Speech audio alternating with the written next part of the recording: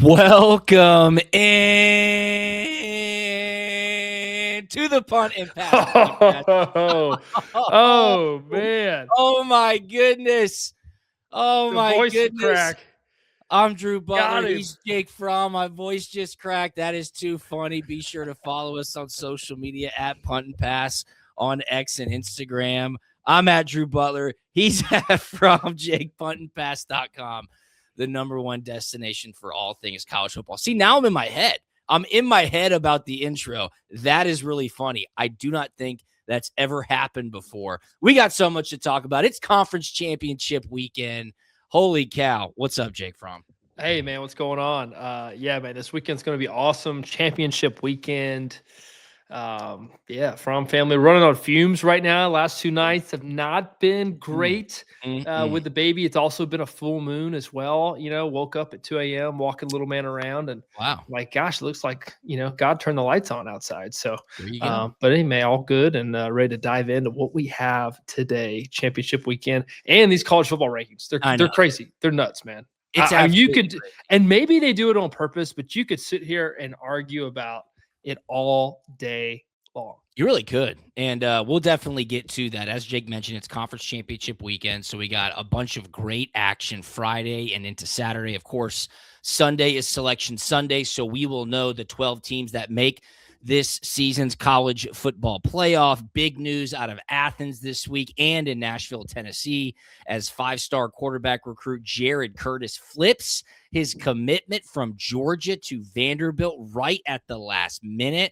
We'll dive into that. And then we have got to go up to State College, Pennsylvania, to figure out what in the world is going on at Penn State. It's crazy. I've got some theories, but they don't have a coach. Their entire recruiting class has been pilfered, and every other vacancy is essentially getting filled up. So do they have something up their sleeve? Are they totally out of luck? We'll dive into that. We got so much to get into. But first things first, this episode of Punt and Pass is presented to you by our awesome partners over at PrizePicks. That's right. It's the holidays. So many sports are on. Now is the time to be on the PrizePicks app. It is the best daily fantasy sports platform in the world. Download the app now if you haven't. Use the promo code PUNT when you sign up, and when you play your first $5 entry, you get $50 instantly added into your account, win or lose. I had a couple people text me over the weekend. Yes, it was Thanksgiving weekend. They're like, hey, Drew, what's your promo code again? I said, it's easy. Punt. They said, thank you very much. Boom. They made an entry, $50 straight into their account. It certainly helped make their Thanksgiving much more enjoyable. Everything is available for you on PrizePicks. They also have their free-to-play contest where you can win up to $1 million. Those are free to enter. Team picks, culture picks, player picks. They have it all. Download the PrizePicks app.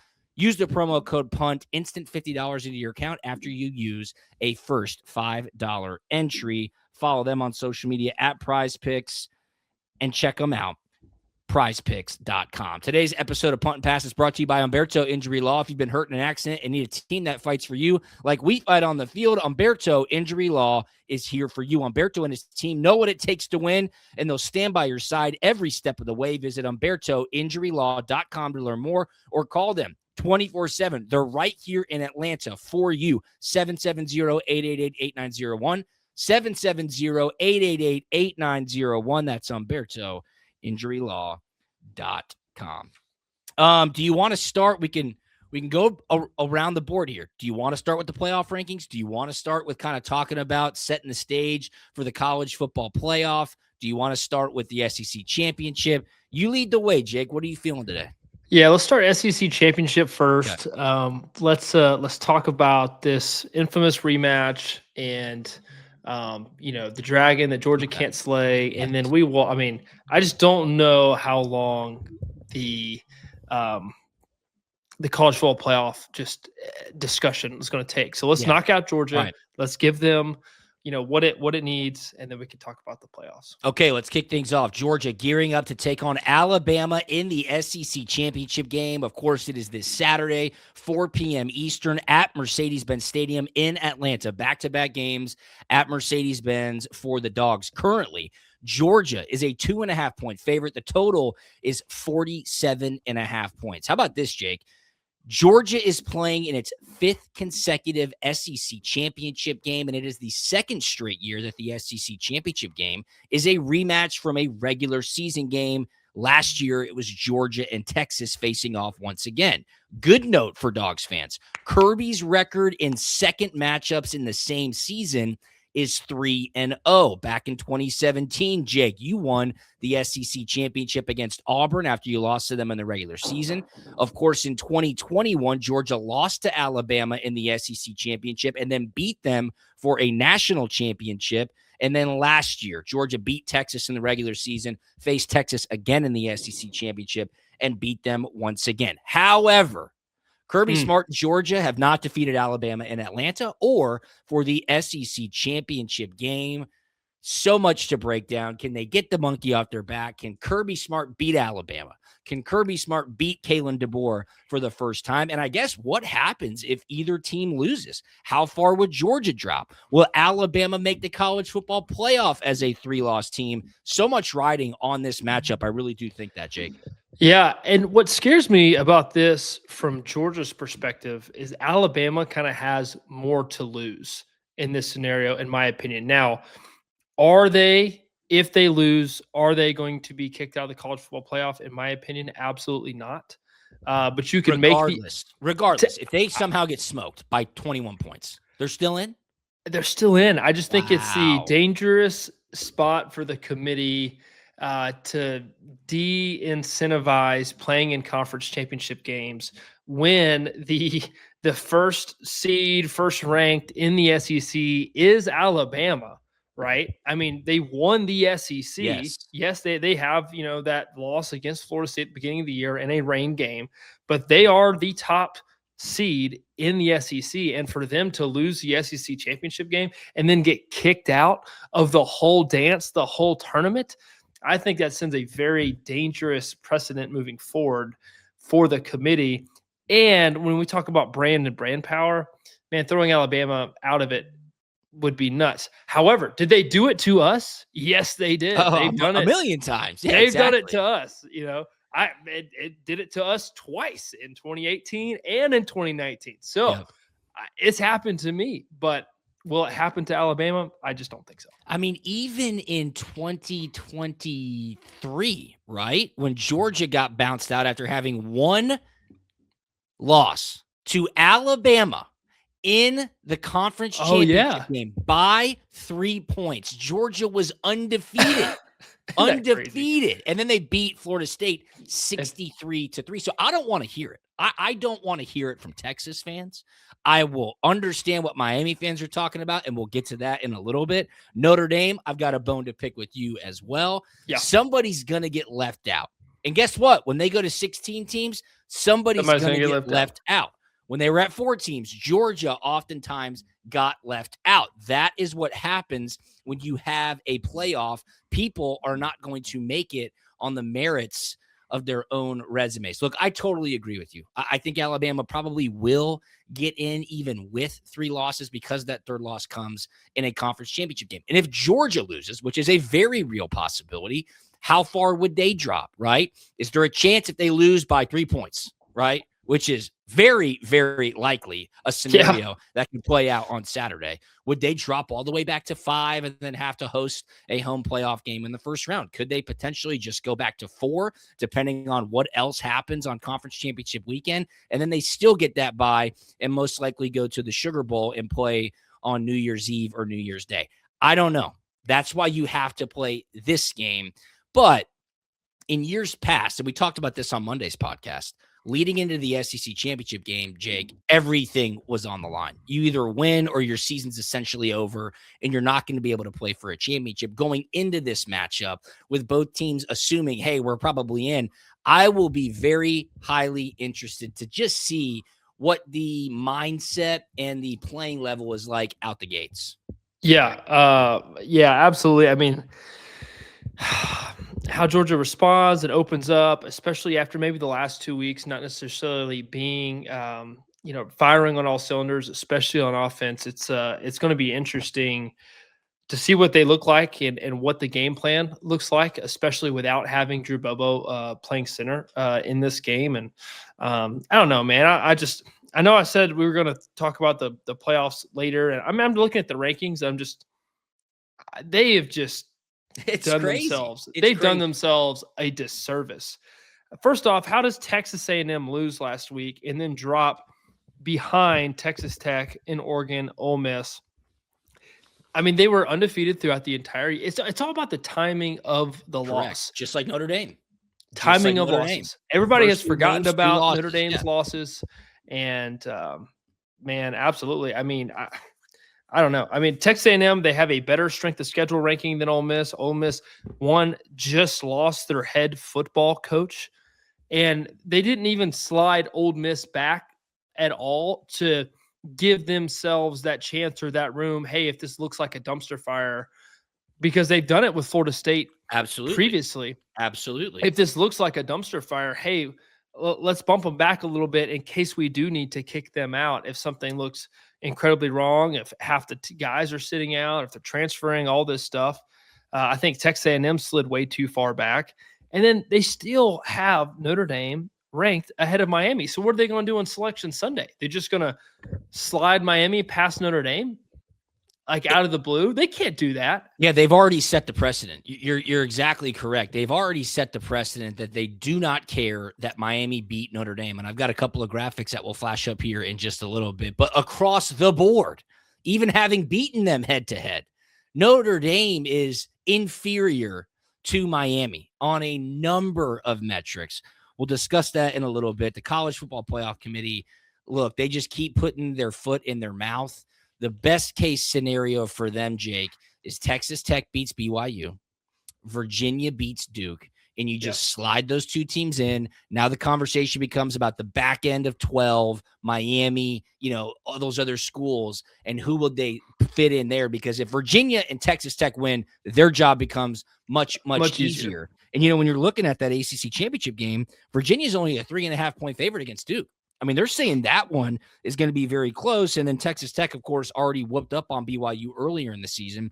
They're a 12.5-point favorite against BYU in the Big 12 championship game. But we all know it's a little bit different when you get to face a team for the second time in a season. Going back to Georgia and Alabama, though. Sorry. No, this is great. I appreciate this. Alabama has been up and down for the last, month or so. They lost to Oklahoma. That was kind of one that caught everybody off guard. Auburn comes back, makes it a tough game. Yes, we know that's the Iron Bowl. It's a rivalry game. Alabama was up 17-0. They went for it on 4th and 2, which was an extremely gutsy call. And Ty Simpson fits it in there for a touchdown to essentially end up winning that game. But what's different this time around is Georgia's defense has really found their identity. They're figuring out ways to manufacture pressure on the quarterback. I think the defensive backs have stepped up as well. We all know Dalen Everett is a very, very good lockdown corner, and Ellis Robinson, to his credit, has picked up big time because he's getting tested much more because people are not going towards Dalen Everett.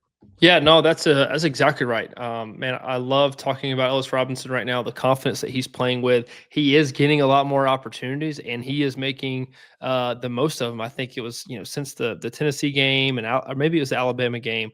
I mean, he's essentially been a lockdown corner and a cornerback one for this team.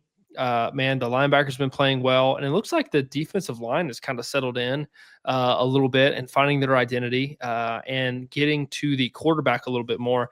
You're going to have to get to Ty Simpson. You're going to have to rattle him a little bit, man. He is a very poised quarterback in the pocket, man. He delivers a very good ball. He operates at a very high level. It looks like Coach DeBoer gives him a ton on his plate, and he's able to operate. But being in Atlanta is very loud, and obviously that did not affect anything that they did right, in that last matchup, being in Athens. And he was up there pointing mics and audibling plays. And so, how much effect that has, I don't know, man, because they've already been there and they've already done it. They are running the ball a little bit better Yeah. They had to run the ball against Auburn to win that football game. The passing attack was not there. So it's kind of like Georgia's defense has gotten better, but also Alabama's run game has gotten a lot better. So it's going to be an interesting thing to watch. Yeah, that is going to be very interesting. And then, to Georgia's offense's credit, yeah, they did not have the best showings against Georgia Tech or Charlotte for that matter. You can kind of throw the Charlotte game out of there, but they're going to have to make sure that they start fast. I think it's more so on the offense than it is the defense. And I say that because everybody in the stadium or Georgia fans who have just been watching this team all season long, the other team's probably going to score first. Georgia Tech did it. Alabama did it earlier in the season. We all know Tennessee did it. Ole Miss did it. Like, that's just what happens in these football games. How will the offense respond immediately after that? Or can the offense go out and put points on the board early and actually set the tone in the football game? Nate Frazier's been running the rock. You hope to see Chauncey Bowens back out there. He did not play against Georgia Tech. But, the Drew Bobo loss, I still haven't heard anything official about Drew Bobo, but I'm assuming he's not going to be playing, Jake. I would expect some shuffling on the offensive line as to who fills in at center. But this is something that the offensive line has dealt with for a long portion of the season. So you would hope that they can find some continuity to, one, protect Gunnar Stockton, and two, help run the ball to kind of settle into the game plan. Yeah, I don't want to sit here and put a ton of pressure on Gunnar, but there is a ton of pressure on Gunnar to perform in this game, and there really is. One, to maybe respond from the previous 2 weeks and maybe not having his best outing. Charlotte doesn't really count. They were scoring, running the ball from the 20. They really had opportunities to kind of put up numbers. Not worried about that one. Tech, though, right? That was not Gunnar's best game, and man, it is a very high standard to play quarterback, but and I think he is itching and ready to play and respond and get back out there, man, and have Bobo put together a really good plan, get Gunnar some completions early to get comfortable. Let's get Zachy B the ball. Let's get Noah the ball. Let's get these guys the ball and the ball. Let's get the tight ends working early, kind of take the scent off the linebackers. Hey, this power pop pass, right? That the defense has been getting gutted on all year long. Hey, man, let's use it on our side of the ball, and let's see Gunnar throw a nice little 8-10 yard route to the tight end, and let's break a tackle and take it to 30. So I'd love to see that, man. Let's dial that up a few times. All right. Send a text message out. Get the boys ready to go. I mean, I just think, again, going back to the start of the game, like, I just have a hard time feeling there's going to be a lot of urgency from either side. I just do. Knowing what the environment of college football is like, and you could easily make the argument that there's far more urgency for Alabama in this game. Yeah. Easily, you can make that argument. Like, they've got way more to play for. However, I think the narratives around Georgia against Alabama bring an added juice to Georgia's team. Yeah, man, that's a great point, right? You have Alabama that almost feels, and I'm sure DeBoer, that's his messaging, throughout the week is, hey guys, we have to win this to get in. And then also, from the Georgia side, hey, let's beat these guys who's gotten the best of us. And man, we owe them one. Let's go get them. It doesn't matter. We're going to win the game that we're in. It's just it's a battle of messaging, and nobody does a better job with messaging and getting your team to buy into something than head coach Kirby Smart. Man, he is so good at it. So good at it, man. He'll have you believing Jesus did not rise if he wanted to. Man, he is so good at getting you to believe and buy into what he's selling, man. And he'll have the guys geared up and ready to go. But I really think this comes down to who wants it more, because does this game matter to win a national championship? In my opinion, it does not. But win the one you're in, and winning an SEC championship is still a huge, huge deal. Yeah, I think the messaging for Kirby will be, that, of course, getting the guys ready to play, but they've got a lot to play for in the sense that, hey, man, you guys have been grinding all season long. We've got 60 more minutes to, one, win a championship, two, get a monkey off our back, but then three, earn essentially a month off, right? You're going to get to go straight to the quarterfinals. That's one less playoff game. That's one step closer to a national championship. And, I remember when I was with the Arizona Cardinals back in 2015, we were a really good team. We finished the regular season 13-3. We won the NFC West. This was back when the top 2 seeds in each the AFC and the NFC got bye weeks. And after that game, you're sitting in the locker room and you're next to Carson Palmer. You're next to Dwight Freeney. You're next to Larry Fitzgerald, Patrick Peterson, Hall of Famers. They've got everything except one thing, a Super Bowl ring. And Bruce Arians, our head coach, said 3 more games. 3 more games until glory. Like, that was it. You had the divisional round, the conference championship, the Super Bowl. Can you win 3 more games to be legacy for the rest of your life? And I think that's a message that Kirby Smart needs to tell his team. Like, you get to skip a step if you win this ball game. Yeah. That's all the motivation you should need. So it's going to be close. There's no doubt. Alabama's going to be leading at some point. There's no doubt. Georgia will turn the ball over. There's no doubt. Officials will make a horrible call. There's no doubt. It's just like, this is just what happens. It's just what happens, but it will be a great game. We're going to give you our official prediction for that game in just a little bit. Quickly, let's talk about Jared Curtis flipping from Georgia to Vanderbilt. There was rumblings kind of all throughout the fall. Hey, Nate Bargatze goes on College Game Day when Game Day's in Nashville, makes a plea to Jared Curtis up there on national television. Curtis is from Nashville. Vanderbilt's playing really good. Finally makes it official.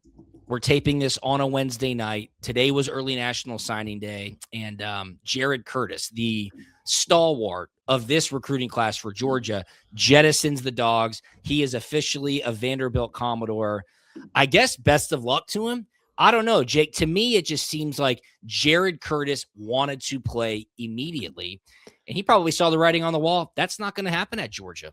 Doesn't seem like Ryan Puglisi's going anywhere. Georgia's going to continue to recruit quarterbacks. So he was going to have to sit and wait his turn and actually develop old school style rather than going to a place that was just going to throw him the keys, a ton of money, and say, go do your thing. Yeah. I read his little letterhead there on Twitter, and I think he's kind of embracing a lot of the underdog stuff. And I think he's kind of, he wants to be that guy at Vandy to kind of take them to new heights. That's what I took. You're the number 1 recruit in the country. You're a 5-star. You're getting a huge NIL package. I get it. You go to a small Christian school. I get it. You've been labeled an underdog before. Sorry to break it to you. You're no longer an underdog. You can continue to have that mindset. That's fine. Let me tell you who was an underdog. Stetson Bennett was an underdog. You know what I mean? There are certain definitions of the word. If you want to hold on to that, more power to you. But Jared Curtis, I read it as well, Jake. He's not an underdog. But you're not buying it. No, God, no. Now, guess what? At Vanderbilt, he will literally be an underdog in many of the games that they play in. I'll just go ahead and say that. I will say, though, kind of putting myself in his shoes, and probably what he's getting fed is, hey, if you go to Vandy, just like Diego Pavia, okay, but if you go to Vandy and you take them to the next level, you will go legendary down status in Vandy legendary status of all time, right? And you just, here there's people to compete with, and you'll just kind of be one of the guys. I don't know, but at Vandy, if you go do that, you will be the guy at Vandy. In Nashville, I will also say, I don't know who started it, but the marketing behind this whole thing has been crazy. Jared Curtis marketing, you mean? Yeah, just talking about it on College Game Day. I know. Yeah, you're exactly right. Nate Bargatze, like, what does he care? Now, who's paying him to say stuff? I agree. Now, he is technically a Vanderbilt fan, but that's wild to go on, the most popular college football show in the world and literally vouch for a recruit. That's crazy. You're exactly right. Do you think that there's any hesitancy? Because you talk about, hey, if you go to Vandy, you're going to be the guy. If you take us to the next level, statues will be built. Are we forgetting who their quarterback is right now? Diego Pavia, I'm looking at Bet Online right now. He is the odds-on favorite to win the Heisman Trophy, Jake. He is at plus 160. Mendoza's at plus 165. Julian Sain is at plus 170. So Jared Curtis, while he wants to go be the big fish in a small pond, he could be walking in to take over for a potential Heisman Trophy winner. That to me seems a little short-sighted if he wanted to buy into the narrative of being that big dog. Yeah, that's a good point. And speaking of the Heisman, man, I'm seeing all these tweets and posts and comparing the quarterbacks in this Heisman class to previous Heisman Trophy winners and other classes, right? Quarterbacks like Joe Burrow or Kyler Murray or Baker Mayfield, any of these other guys who have won the Heisman playing the quarterback position, and their stats at this point the same. It's not even close. You mean the old guys just smoked them as far as statistics go? Yeah, statistics-wise, these guys can't hold a candle to what the guys it's not even in the same stratosphere. Just the numbers have not been put up like we've seen in years past. That's why I say, hey, let's go back and let's give this award this year to Ashton Genty, who deserved to win it last year. I like that idea. That's my take. A lot. Good take. Hey, this episode of Punt and Pass is presented to you by our awesome partners over at PrizePicks. That's right. It's conference championship weekend. Download the PrizePicks app. Use the promo code PUNT. When you do that, when you play your first $5 entry, you get $50 instantly into your account, win or lose. I've got something for you. It is the Week 15 DB 3-piece. Put your first $5 entry on this. It will win, and then you'll get $50 on top of it. Here you go. It is a true punt and pass entry. Gunnar Stockton, quarterback, more than a half a passing touchdown.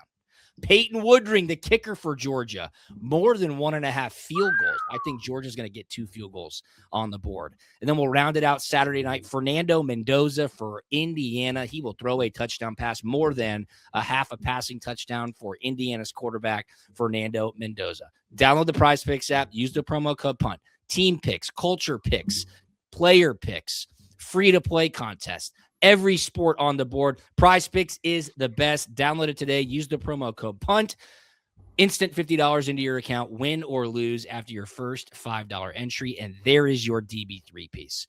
Gunnar Stockton, more than a half a passing touchdown. Peyton Woodring, more than 1.5 field goals made. And Fernando Mendoza, more than a half a passing touchdown. Football is all about game plans, and winning cases is no different. Humberto Injury Law builds a strategy tailored to each client, making sure nothing gets overlooked. Just like breaking down film, they study every angle to give you the best shot at success. They've won for me. They can win for you. They are the best. Learn more at HumbertoInjuryLaw.com. 770-888-8901, 770-888-8901. That's Humberto Injury Law, the #1 workers' comp and personal injury attorney in Atlanta. All right, Jake, before we dive into the games, we got to talk about the college football playoff rankings. Jared, go ahead and pull up the rankings from Tuesday night. No change at the top 2, Ohio State and Indiana. Georgia slides to 3. Texas Tech is in there at 4. Oregon, Ole Miss, Texas A&M, Oklahoma, Alabama, Notre Dame, BYU, and Miami are your top 12 teams. So Ole Miss did not move after the jettison of Lane Kiffin to LSU. And Miami, Texas, BYU, Notre Dame, Vanderbilt at 14. I think that's a little bit outrageous, but this is crazy. Jared, if you want to go to the bracket, you can let's see the bracket as well. Here is the bracket as of now. If it ended today, Alabama would be at Norman, Oklahoma. That'd be a rematch. Notre Dame would be at Texas A&M. That would be a rematch. And then Oregon would host a conference champion, and Ole Miss would host a conference champion. That's if it ended today. Yeah, I mean, to me, Texas A&M should be ranked at least 6th. I mean, honestly, you could argue for 4th. I don't know, man. This is just Texas A&M should not be ranked 7th. They should have. You're exactly right. You're exactly right. Now, I mean, they've been a powerhouse all year long. The committee has loved them all year long, and therefore you lose in the last week of the season in rivalry week, and you plummet 4 or 5 spots. I think that's kind of ridiculous to me, and like the opposite of whatever recency bias is. I think they should have slid Ole Miss down. I think Ole Miss should be the lowest ranked one-loss team in the country. I think you have to say you lost your head coach and a couple coaches. Like, that's kind of a big deal. There has to be something to go on with that, right? Yeah, Like, you and have yes, to you have to show me there's an issue with that. I agree. And keep in mind, Miami is currently ranked 12th. Notre Dame is 10th. Miami beat Notre Dame this season. Yeah, It's already happened. Yeah, they have the same record. It's absolutely insane. They did it. Insane. Yeah, they already did it. Jared, if you have the graphic, pull it up. This is the common opponents between Notre Dame and Miami. And keep in mind, the big bar up top, that's from earlier this season. Miami beat Notre Dame in week 1, 27-24. Miami beat Pitt more than Notre Dame beat Pitt. Miami beat Stanford more than Notre Dame beat Stanford. Miami beat NC State more than Notre Dame beat NC State. Yet they're 2 spots behind them.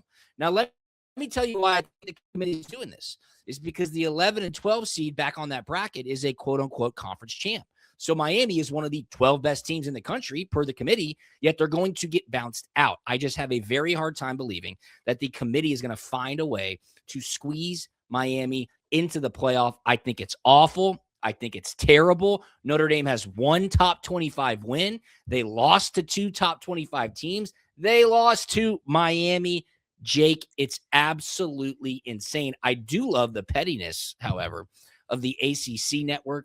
I don't know if you saw this. The ACC network will be airing this weekend, or I think Thursday and Friday, the Miami Notre Dame game from week 1, a total of 13 times. So I appreciate that from the ACC. 13 times. Yeah. 13 times is absolutely crazy. And see, but they're doing the ranking right with Alabama and with Oklahoma, right? All the other schools, correct. Oklahoma beat Alabama. They have the same record. Even Texas is ahead of Vanderbilt. Texas beat Vanderbilt. There you go. Boom. There it is. You've set precedent. I just don't understand why they don't just keep with the same formula that they have done. Did you hear on their principal's website deal that's circling the internet? The first bullet point is head-to-head matchups.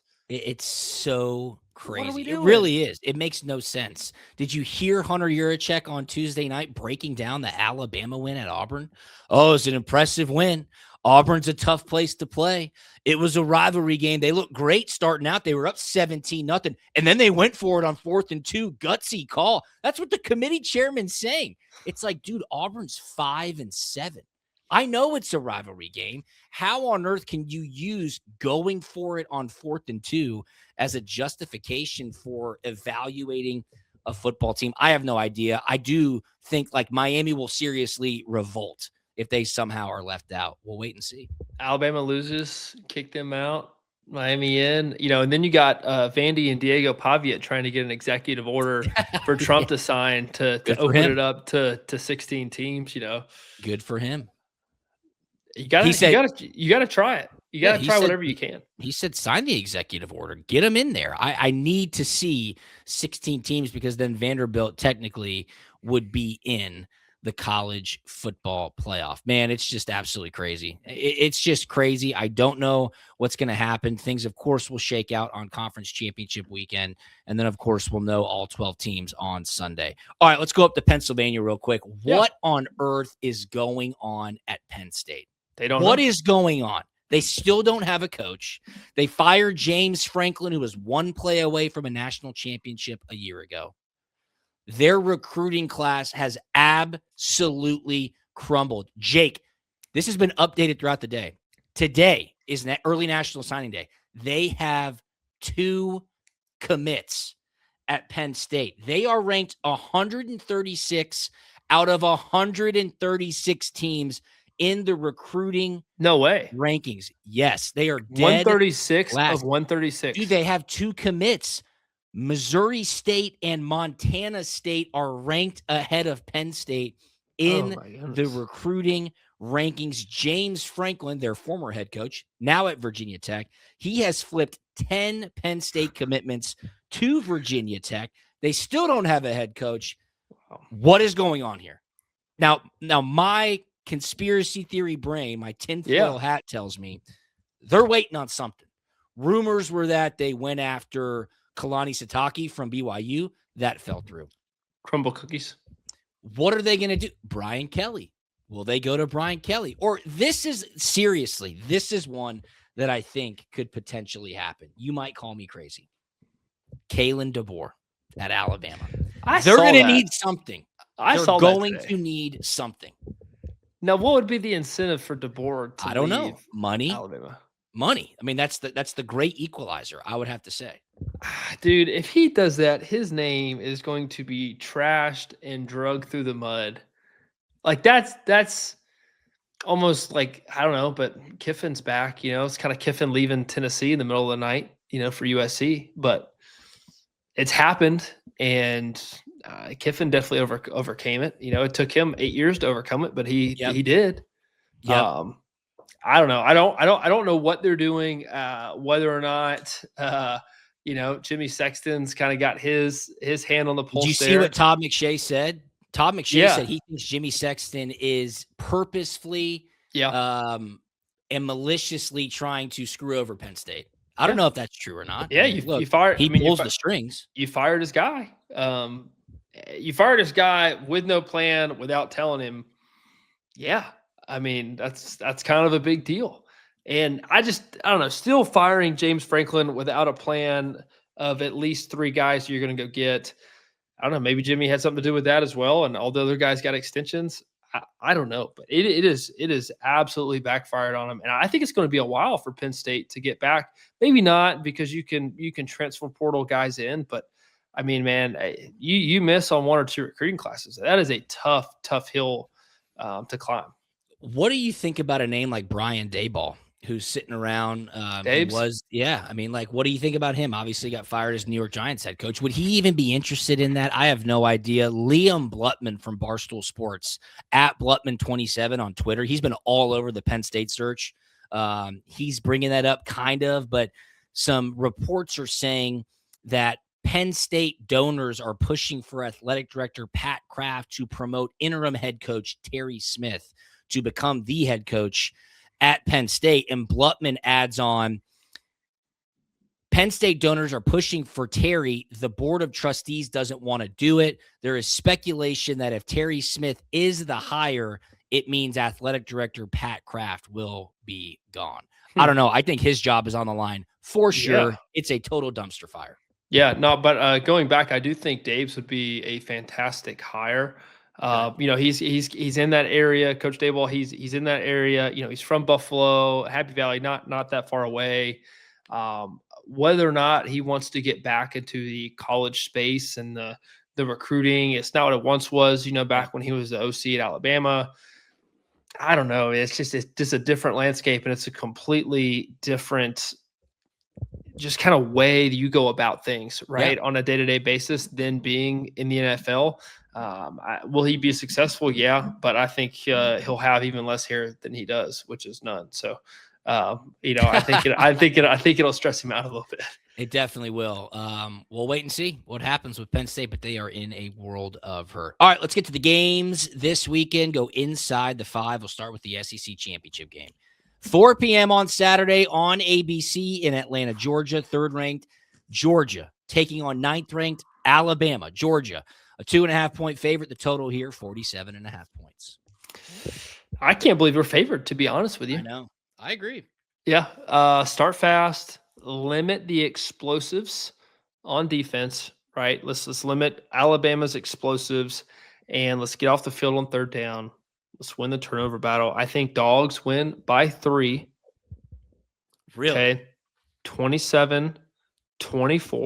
Okay. Is that the reverse score of earlier in the year, or was that 24-21? It might have been 24-27. Let's double check that. Sorry to interrupt. Continue going. You think they win by 3? I think they win by 3. But it's just another going to be a gruesome fight, back and forth. It's the way these games are. They're up and down, the roller coasters. They drive you crazy. It's a ton of emotion. You just you ride the wave, man, and keep playing. But I'm going to ride with my Dogs. I think they win by 3 in a very, very tight battle. But yeah, I think they slay the Dragon. I think Georgia has the opportunity to really flex their muscles on defense. They've got so much tape on what Alabama's been doing on the offensive side of the ball. They've seen how teams have frustrated Alabama over the last 6 weeks of the season. They understand Alabama's inconsistencies in running the football, but it all comes down to, can you pressure Ty Smith? Can you get after Ty Smith, get him off his feet, get him outside the pocket, and make him make bad decisions? Because he has shown all season long, when he has time to operate, dude, he slings it around the field. He, generally speaking, carved up Georgia pretty good in the first matchup earlier on this season. But I'll just say this. I think Georgia has a great opportunity to force some turnovers, to wreak some havoc in the backfield against Alabama, to start fast in that regard. And that's how it happened back in Indianapolis when they won 33-18. They were down. It was a rock fight. And then they started forcing some turnovers. And that's how they were able to get away and end up winning that ball game. Crazy things happen in this matchup. Georgia turns the ball over. Georgia goes for it on 4th down and doesn't get it. There's some questionable calls on both sides. It's just how it goes down. How can you stay away from that? Force turnovers, stop the run, keep your offense on the field, grind out the game. And I think Georgia, specifically speaking, kind of built for that, Jake. So I like Georgia as well. I'm going to go 28-20 Dogs. You have to have a 2-point conversion in there, because you said you're going the over on Peyton Woodring. That's good. Yes, thank you. Okay, so 34? 27-20. 30? No, 27-20. That's the final. Okay, 27. Right on the total, because the total is 47. So there you go. 27-20, 2 field goals by Peyton Woodring. All right, how about the Big 12 championship game? Quickly, we got to run through these. 11th ranked BYU against 4th ranked Texas Tech. Noon on ABC. Texas Tech, a big 12.5-point favorite. The total is 49.5. Yeah, this will be an absolute debacle for the committee if BYU wins this football game, and I think they would love to make it absolute chaos. But give me Texas Tech in this one. I don't think they cover, so I guess technically BYU. I think this will be closer than you think it is. I just think Texas Tech is just a better football game. I think they have a better football team. They have more dudes. And I just think they're built for a better run in the playoffs. Yeah, I think Texas Tech is one of the most under-the-radar teams in the country. This team is for real. I think they win, but I think BYU keeps it close, so I'll take the 12.5. Big Ten championship, 1 versus 2. 2nd-ranked Indiana against top-ranked Ohio State. 8 p.m. on Fox Saturday night. Ohio State just a 4.5-point favorite. The total here is 47.5. I'll start. I think Ohio State wins. I think they win handily. They're very good. Indiana hasn't been tested much at all this season, so I'll roll with Ohio State. Yeah, I'm actually so curious about this game, because both teams know they're in the college football playoff. They're not worried about missing it. Yeah. This is very similar to in the NFL, a late season matchup with a divisional opponent, knowing that you're probably going to match up with them later in the playoffs. So it's like you want to win the game, good point, but then also you don't want to show them a ton of your stuff. So going to watch this game is going to be very interesting to see what they do on offense and how much. Like, does Indiana just throw all their cards out on the table and maybe Ohio State holds some cards back? I don't know. But I think there's a lot more going on in this game behind the scenes than you'll think. It's going to be a serious chess match. Give me Indiana in this one, because I think they want to win this, but I think Ohio State is more concerned about the run later down the road. All right, in 5 words or less, ACC championship, Duke versus 17th ranked Virginia, 8 p.m. on ABC. Virginia is a 3.5-point favorite. Who wins? Not worth watching. I disagree. Sean McDonough and Greg McElroy on the call. You can definitely watch this game. I like Virginia. Virginia wins. There's my 5 words. There you go. Thank you so much. Hey, this episode of Punt and Pass has been presented to you by our awesome partners over at PrizePicks. Download the PrizePicks app. Use the promo code PUNT. Instant $50 into your account after your first $5 play. You saw the DB3 piece. It'll be up on social media later. Check them out at PrizePicks on social media. And remember, Humberto Injury Law is your first call when accidents happen. Don't wait. Visit HumbertoInjuryLaw.com today. Humberto Injury Law, protecting people, fighting for justice, winning results. That's HumbertoInjuryLaw.com. Follow us on social media at Punt and Pass, at Jake Fromm, at Drew Butler, puntandpass.com. Jake, anything on the way out, my man? No, man, it's going to be fun to watch. It's going to be hectic. Cannot wait to see what the committee does on Sunday, but go Dogs and let's win a SC championship. All right. Have a great and safe weekend, everybody. We will talk to you on Monday. See ya. Yep.